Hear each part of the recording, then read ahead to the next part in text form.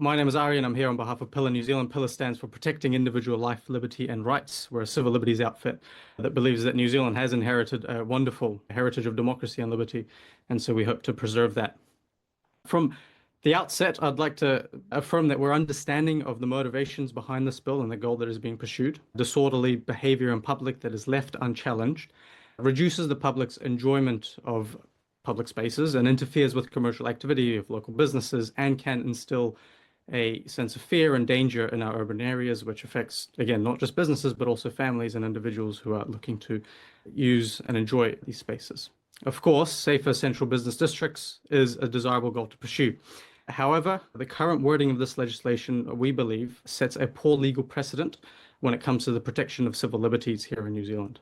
Therefore, as sympathetic as we are to the goals being pursued, we do not support the bill in its current form. There are three first principles which guide our concerns and also will guide our recommendations, as you would have seen in the written submission. Those are freedom of expression, freedom of movement and right to assembly, and legal proportionality and natural justice. And that last point on legal proportionality is an issue that you'll see as a running thread throughout our concerns. Firstly, with regard to free speech, we're heartened by the protection for protest. So we appreciate that, and I'm aware that that's in the legislation. However, we are concerned by the proposed definition of begging. As drafted, the bill extends beyond regulating harmful conduct and instead captures forms of peaceful expression, including simply holding a sign or expressing personal need. New Zealanders, including those who are socially or economically deprived, who would, for example, be beggars, have the right to express their need. Now, whether with speech or with writing on a sign. Under the current provisions of this bill, begging alone, even passively with no disruption, could be legally punishable.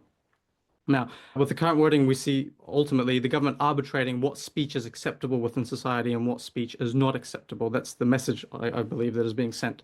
And that's measured against its own political objectives. As a matter of principle, this is a dangerous line of thinking to allow into the legislative drafting process. That suggests where speech and expression is an inconvenient obstacle to the desired goals of the government, it can, or even should, be suppressed. So we believe that there's a very important and clear distinction between conduct that is actually intimidating or interferes with others and speech that some may just find uncomfortable. If we are to penalize anything, it ought to be activity and not expression. And some might say, oh, look, this is too big you're making a big deal out of this. We believe that this is not the case. The gang patch legislation that was passed earlier in this term is an example of even the Attorney General agreeing that it was a suppression on speech rights. And there are political arguments for it and against it, but we just see how this type of thinking can seep into the legislative process. And so, again, we believe this is a slippery slope. And the Attorney General certainly, in his comments, has come to a similar conclusion and believes that we can take a less rights-intrusive approach with regard to that. When it comes to freedom of movement and the right to assembly, the legislation provides insufficient guidance to police officers as to the geographical scope of a move-on order. That's not specified in the bill in its current writing at the moment, creating uncertainty as to how far an individual may be required to leave a particular location. For those experiencing homelessness or rough sleeping or begging, being removed from an area may also mean being separated from essential services or support that may be available nearby. This doesn't mean that police should not have the power to intervene, obviously, but rather where and when they do, their powers must be clearly defined, proportionate, and at least considerate of the practical consequences of displacement, including the individual's ability to access services. Again, the current wording just doesn't achieve this and doesn't do this. So again, as I said earlier, a less rights-infringing approach is possible, can be pursued, but has not been done here and threatens civil liberties. And finally, as I said, a running theme is that of legal proportionality and natural justice. This is most evidently clear in the penalties imposed by this legislation for those in breach of move-on orders. Currently, the penalties for breaching an order sit alongside for penalties for offences that are significantly more serious, including careless driving causing death or dealing Class C drugs. The regulatory impact statement shows that the options given to them, the minister has chosen the most aggressive legislative path. We suggest that there are alternatives that can be pursued and should be considered. The sanctions proposed, in our view, are not proportionate to the conduct being punished and exemplifies, again, a lack of constraint in wielding the coercive power of the state. Again, you hear me saying this a lot, but there are less rights infringing alternatives that can be pursued and should be pursued.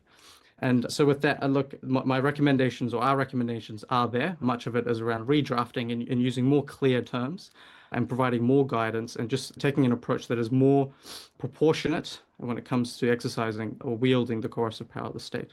We ultimately believe that countries that value both liberty and democracy have to be vigilant when it comes to wielding the coercive power of the state. This bill, in its current form, fails that test of vigilance. And so with that, I'm happy to take any questions. We have got a couple of questions for you, Aaron. We'll start with Camilla and then we'll go to Dan.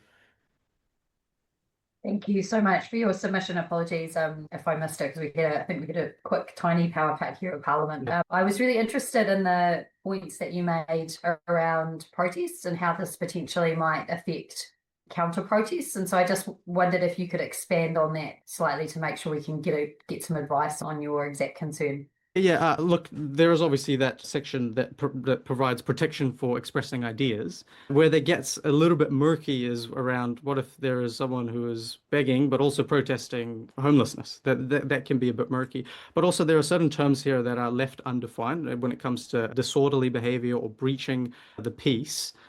If it is left undefined, as it currently is in this legislation, what happens is we have ultimately an arbitrary application of the law and an imposition of a police officer in Palmerston North might decide, actually, this is what breaching the peace is, and a police officer in Auckland might decide that this is what it is. And in both cases, we've seen in the past, there are legal cases which are quite high profile. I won't name them here, I don't need to, but where someone holding a sign has been punished by police for breaching peace. And those are actually going through the courts at the moment. And again, it just comes to actually being vigilant when it comes to writing legislation and being more considerate of these realities. And so that's yeah. Dan Rosewarne, please. Thanks for touching on like the potential for a move on order, like attracting penalties that are comparable to some much more serious offences. You're the first person that's actually raised that with the committee this morning, and I'll be keen to get some more advice from officials on that. I'm just wondering if you could provide some more context around why you consider those penalties disproportionate and what impact you think that could actually have in practice. Look, one of the tests of good legislation is it's proportionate, and that's not to say that the police shouldn't have the ability to exercise the punitive power of the state. But at the moment, someone going to jail for three months, which is one of the proposals under this legislation, could happen for just holding up a sign that's requesting money or begging, as is the case under Section 8E. So look, the reality is that's just far too punitive, far too fast for something that is far too little. That's not to say that we can't. The regulatory impact statement shows that there are three other options that could be pursued with far less imposition from the state. And so I just think it's far too much for far too little.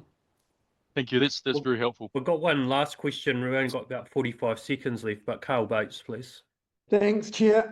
I've got three quick parts to my question. Why do you think submitters who've been submitting against this throughout the morning have continually referenced the idea, like you just have, that there would be 3 months in prison for holding up a sign when that's not actually what the offence would be for? Why do you think they ignore the role this gives police to help people find the assistance they need, like the crisis cafes? And C, why do you think submitters are not taking into account or not commenting on the impact on families who have small businesses that are currently being affected by people begging at the doors of their stores? Look, I appreciate the question. I am in no position to answer on behalf of anyone else. Look, the reality is these are our concerns, and we are appreciative of the fact that businesses are impacted by this as well.